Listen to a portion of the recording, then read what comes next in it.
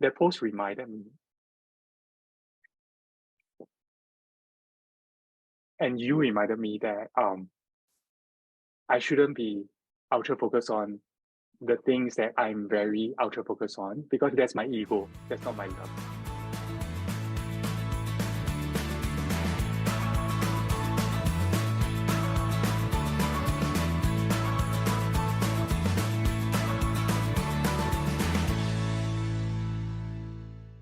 So I'm so excited today. I'm so excited today because this is a brand new series on coming up together. So starting from this week onwards, right, we've created a new series called the LGBTQ plus entrepreneur series. So in this series, right, we will actually showcase one entrepreneurs every week on how are they transforming the world through their mission one at a time. So today for our pilot episode, the very first episode, right, I'm so excited to have Michael C. Waring.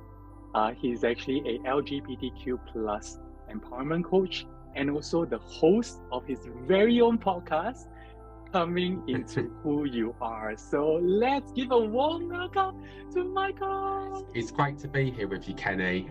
Really grateful for the opportunity, and yeah, it was lovely to connect with you over on Instagram. So yes. Yeah, Michael C. Waring, pronouns he, him. Great to be here. Yeah, today is our first guest, so I'm very excited, right? So I prepared some 7 questions, right? All in the theme of being rawsome, RAWSOME, raw, honest, and awesome adding together. So the first question is on thank you. The first question is on representation, right? So when you look at the business you are leading, the movement you are leading, and the coaching that you do on a day-to-day basis, right?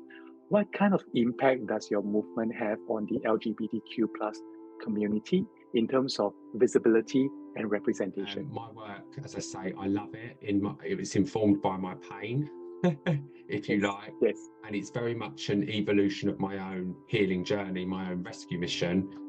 But it's for that work that I did on myself that I'm now able to help others, in some small way and give back. And, that's what I'm really passionate about doing. So, yeah, it's an honor to be able to do that in some small way. The thing that came to my mind was one of my mentors was telling me, right, make your mess your message.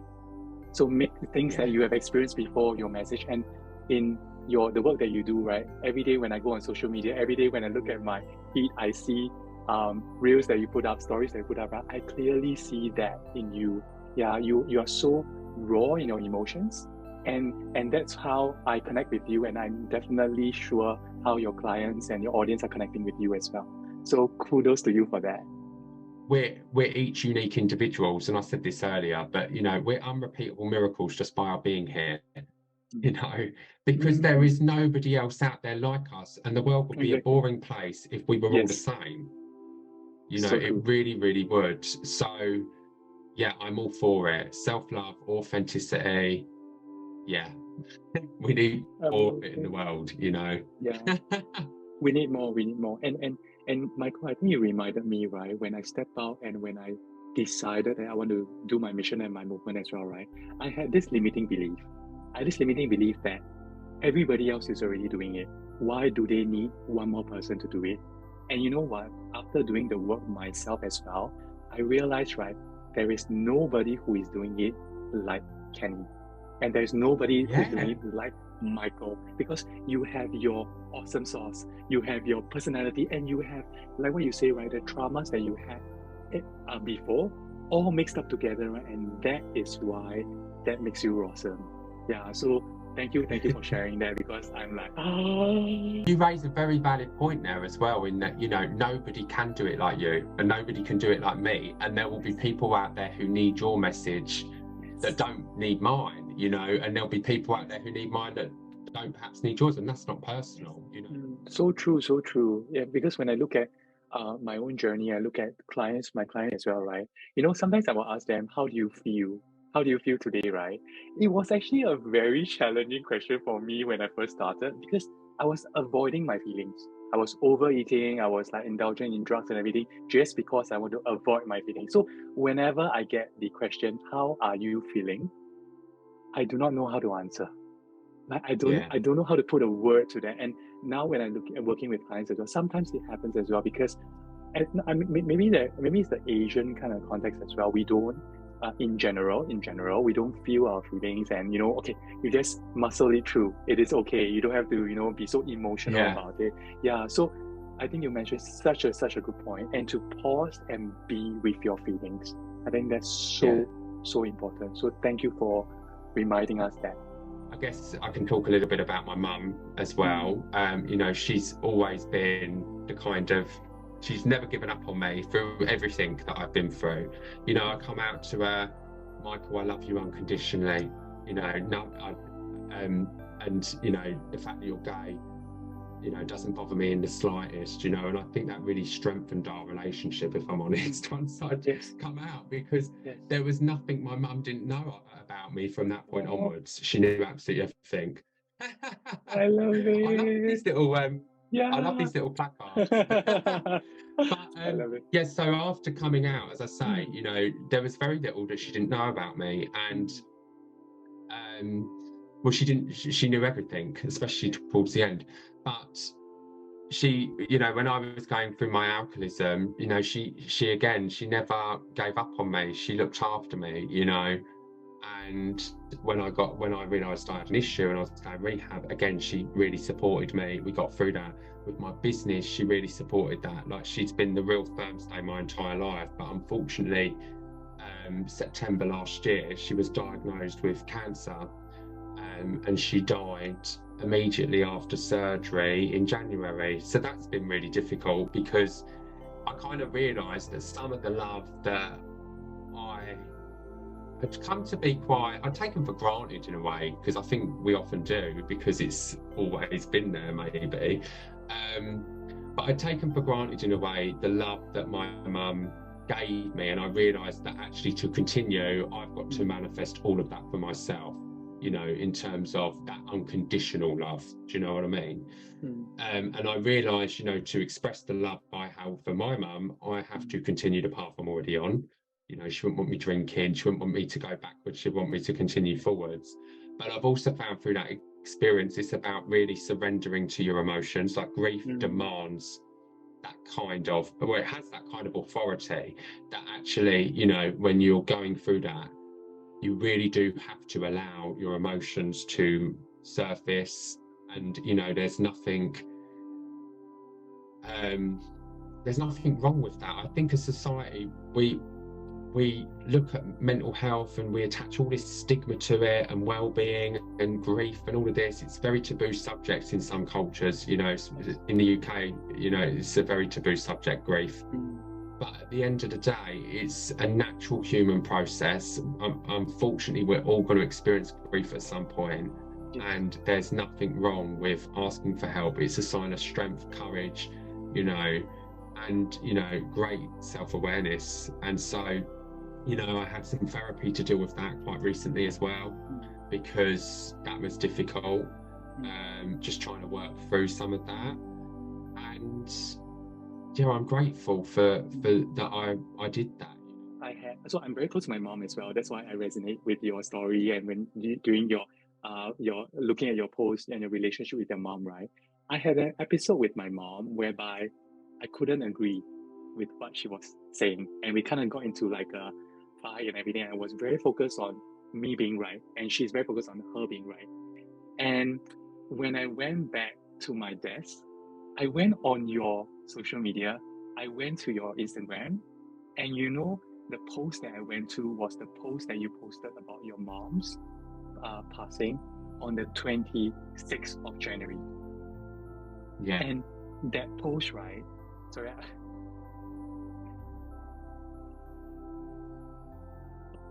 That post reminded me. And you reminded me that I shouldn't be ultra focused on the things that I'm very ultra focused on, because that's my ego. That's not my love. Yeah. And I just want to say thank you so much that day for putting this post out to the universe, because out there in Singapore, in my bedroom, so many miles away from you in a different time zone, right?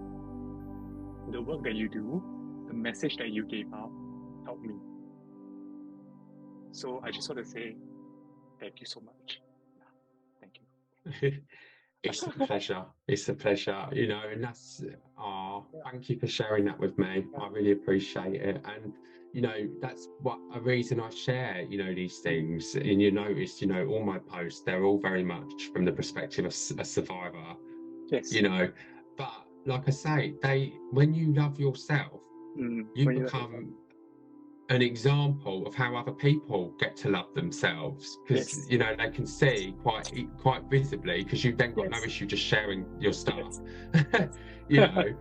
But when you do that, they're like, oh, I'm going through that, or I'm going through something similar, but if they've made it through that, then so can I. Do you see what I mean?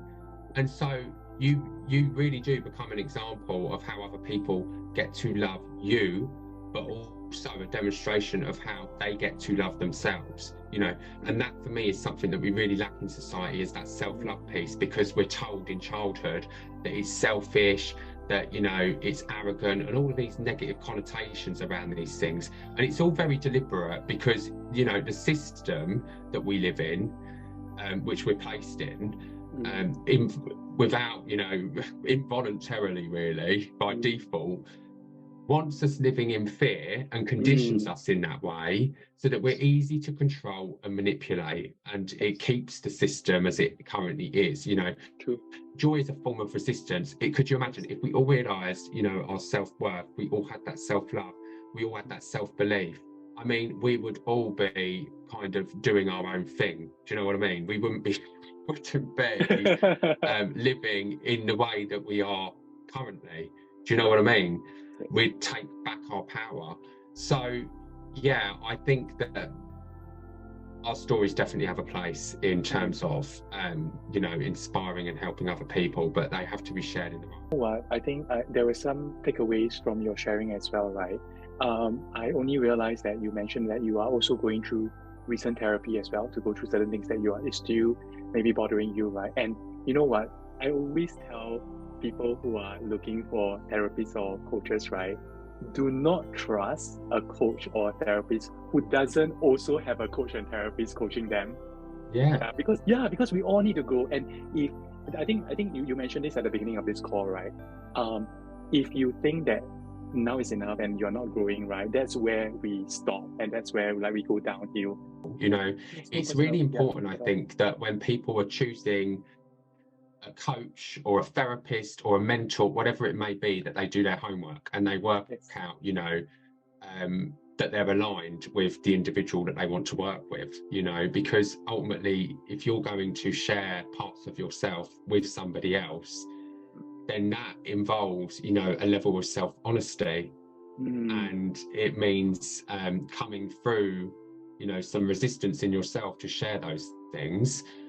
And so it's really important that you feel, comfortable and safe and supported to do that, and like I say, that means doing a little bit of homework and finding the person that you feel is the right fit for you.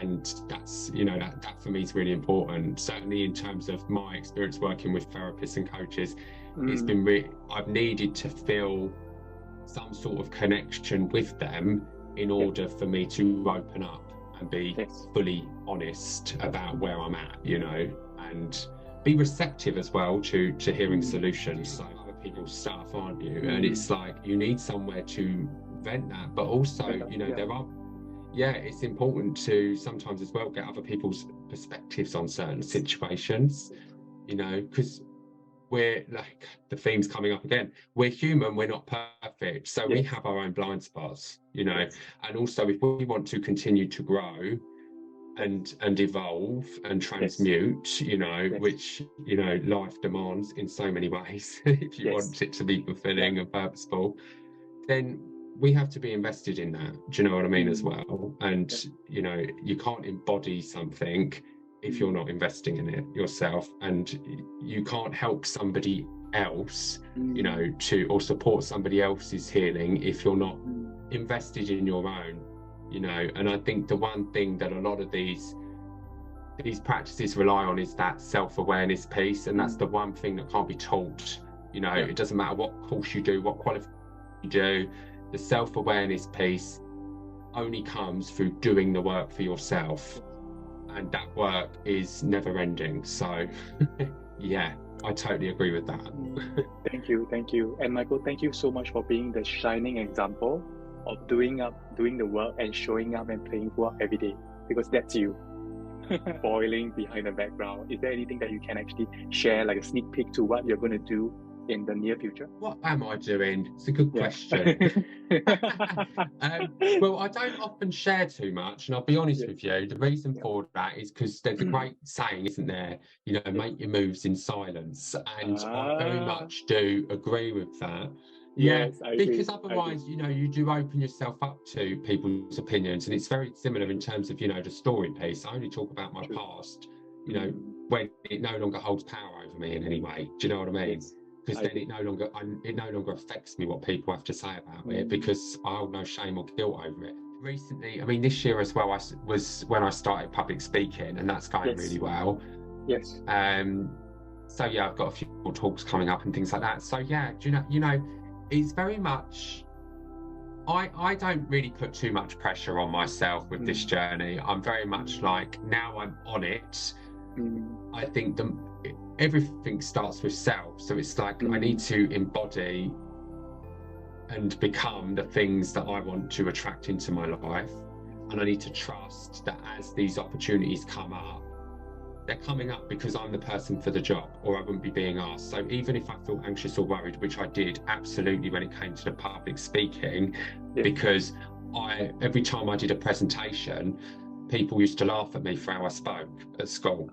And then at uni, I failed the presentation because I got stage fright and was told, don't ever get a job which requires public speaking. So, you know, but the beauty in a story like that is other people's perception of you is none of your business. And actually, you know, whilst I was anxious, I was willing to, having had that opportunity, step into it and do it. And once I did one, it's like I've clearly communicated to the universe that I'm not that person anymore. And, you know, more rolled in. So it's like, okay, I need to do this, you know, I need to have these new experiences. But also, I think for me, it very much started as helping people who were perhaps in positions that I'd been in historically, but it's also become now coming at it from the other angle of educating other people about, you know, perhaps their hidden prejudice or their biases, the unique struggles and challenges that we face as an LGBTQ plus community, and how we can better be allies to drive meaningful change. You know, and change doesn't happen overnight. I'm a realist, right? A lot of this stuff is about helping make the world a better place for future generations. And, you know, for me, I as an individual play a very, very, very small part in that. Do you know what I mean? It's a collaborative effort, and it has to be a collaborative effort. And this is why I often say that as humans, we are deeply, deeply connected. And that's really quite beautiful when you think about that, you know. And actually, if you want to achieve anything in your life, then you're going to need a lot of help and a lot of support behind you. Yes, exactly. So you've got to be open to it, you know. Yeah. So true. So well said. And I'm so excited, so freaking excited for your next series of your podcast. So I'm going to stay tuned. I'm going to put all the notifications, make sure that when it's out, I'm there to listen. Yeah, so thank you, Michael. Thank you. It has been a pleasure. Yeah, great pleasure. Yeah. And one more last thing, right? If my audience wants to actually find out more about you, where can they go? And we will definitely include all your resources, all your links in the description below as well. Or maybe you can share like verbally, like where can they find you? Yeah, of course. So Instagram's where I normally send people. So my username is @MichaelC.Waring. And I've got a website as well, which is www.michaelcwaring.com. And you've also got my Spotify podcast. If you type in "Coming Into Who You Are," I'll come up. There you go. Okay, great. Thank you so much.